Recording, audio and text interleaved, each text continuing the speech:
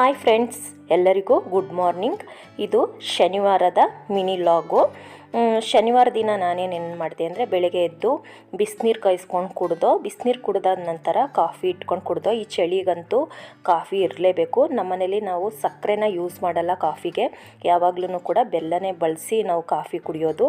ಬೆಲ್ಲನೇ ಆರೋಗ್ಯಕ್ಕೆ ಒಳ್ಳೆಯದು. ಇದು ಪುಡಿ ಬೆಲ್ಲ ಸಿಗುತ್ತೆ, ಜಗ್ರಿ, ತುಂಬ ಚೆನ್ನಾಗಿರುತ್ತೆ. ಸಕ್ಕರೆಗಿನೂ ಟೇಸ್ಟು ಚೆನ್ನಾಗಿರುತ್ತೆ. ನಾನು ಶನಿವಾರ ದಿನ ಟೊಮೊಟೊ ಬಾತು ಮತ್ತು ಬೋಂಡ ಮಾಡಿದ್ದೆ. ನಂತರ ನಾವು ಚಾಮುಂಡೇಶ್ವರಿ ದೇವಸ್ಥಾನದ ಬಗ್ಗೆ ನಿಮಗೆ ನಾನು ಲಾಂಗ್ ವಿಡಿಯೋದಲ್ಲಿ ಹೇಳಿದೆ. ಅದು ಭಾನುವಾರ ಓಪನ್ ಇದೆ. ಹಾಗೆಯೇ ಹೋಮ ಎಲ್ಲ ನಡೀತಾ ಇತ್ತು, ನೋಡ್ಕೊಬರೋಣ, ದೇವ್ರಿಗೂ ಕೈ ಮುಗಿದು ಬರೋಣ ಅಂತ ಹೋಗಿದ್ದು. ಸಂಜೆ ಆನ್ಯುವಲ್ ಡೇ ಇತ್ತು ಸ್ಕೂಲ್ದು, ಅಲ್ಲಿಗೆ ಹೋಗಿ ಬಂದು.